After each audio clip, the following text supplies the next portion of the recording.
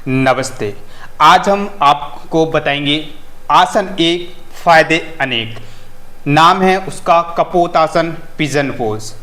उसके फायदे किस प्रकार हैं आप कीजिए और लाभ लीजिए, और हम आपको आसन करते करते आपको बताएंगे कि किस तरीके से किस पॉइंट पर कैसे आपको बेनिफिट्स फायदे मिलते हैं आसन करने से। हम एक एक आसन की वीडियो डालते रहेंगे ताकि आपको उन आसनों में आपको लाभ और हानियाँ दोनों देखने को मिले और आप उसे समझ सकें, जिससे अपने शरीर को आप स्वस्थ रख सकें। चलिए हम बिना समय कमाए सिर्फ आज हम आसन करेंगे।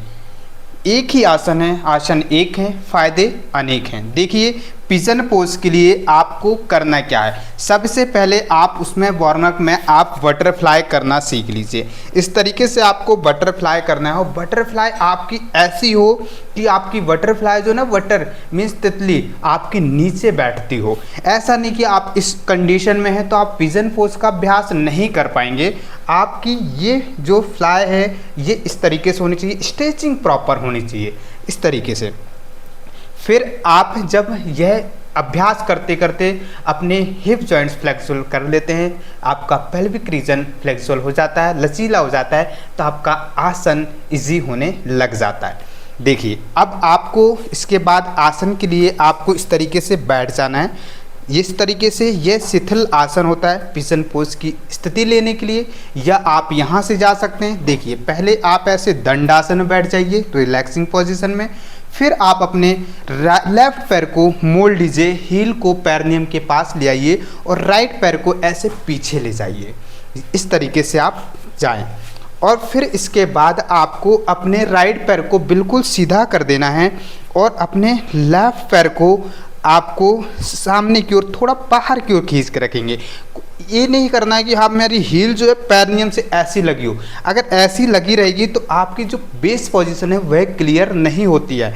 आपको अगर इस कंडीशन में रहते हैं तो आपके यहाँ बहुत सारा गैप देखने को आपको मिलता है, और जब इस कंडीशन में आप रहते हैं तो आप इस गैप को कम करते हैं और यह सही स्थिति होती है जिससे आप अपने साइटिका के दर्द को कम कर लेते हैं, और आपको टेलबोन की प्रॉब्लम्स हैं, लंबर रीजन की प्रॉब्लम्स हैं, सर्वाइकल्स की प्रॉब्लम्स हैं, वह आपकी ख़त्म हो जाती है।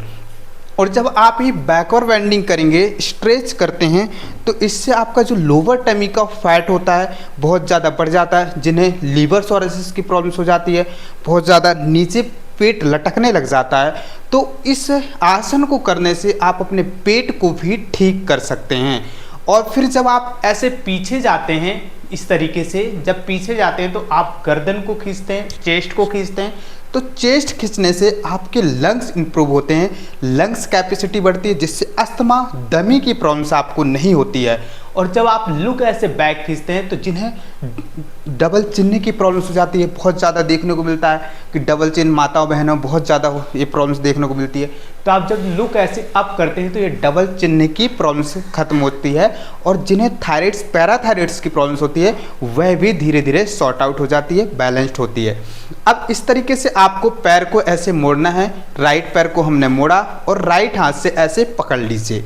इस प्रकार से हमें पकड़ने के बाद अपने एल्बो को अंदर की ओर नहीं खींचना है, बाहर की ओर ऐसे घुमाइए। इस तरीके से बाहर की ओर घुमाते हुए अपने सिर को पीछे ले जाइए, इस तरीके से लगाएंगे।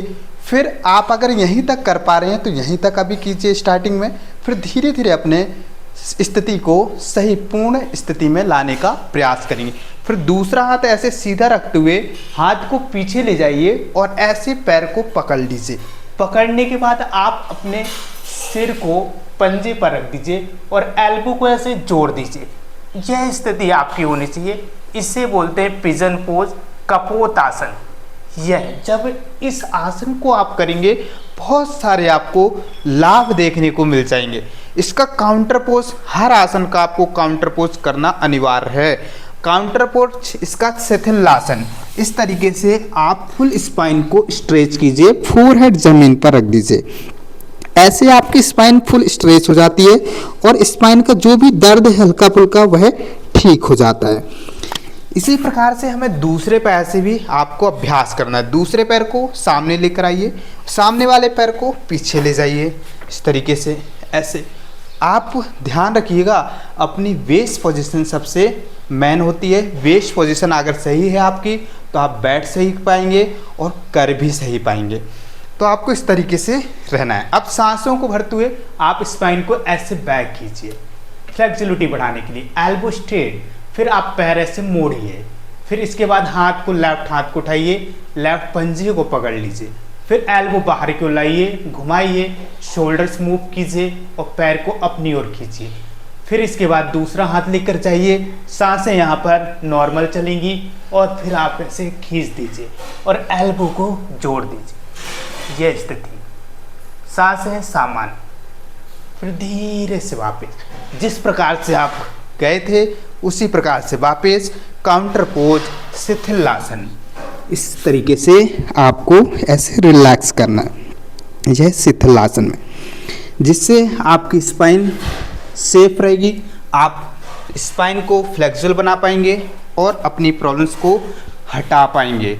तो यह एक आसन था और फायदे इसके बहुत सारे अनेक, आपके पेट को भी कम कर रहा, पेट के फैट को भी कम कर रहा, पेट के इम्यूनिटी सिस्टम को भी बढ़ा रहा और आपके रिस्पेक्टरी सिस्टम को इम्प्रूव कर रहा है, आपकी थायराइड्स पैराथायराइड्स की प्रॉब्लम्स को सॉर्ट आउट कर रहा है और बैक की प्रॉब्लम्स को सॉर्ट आउट कर रहा है और साथ में साइटिका का जिन्हें पेन होता है उनके दर्द को भी यह आसन कंट्रोल करता है और साइटिका जैसी प्रॉब्लम्स को धीरे धीरे कम कर देता है।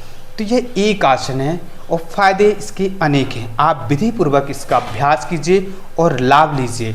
यदि आपको हर एक आसन देखना है तो आप हमारे चैनल पर जाइए, उसे सब्सक्राइब कीजिए, लाइक कीजिए और वीडियो अच्छी लगती है तो आप अधिक से अधिक लोगों को शेयर कीजिए और योग ज़रूर कीजिए। यदि शरीर को स्वस्थ रखना है तो योग करना है और शरीर को अस्वस्थ रखना है तो जंक फूड्स फास्ट फूड्स खाना है और अगर शरीर स्वस्थ बनाना है तो आपको रसाहार आहार लेना है। धन्यवाद।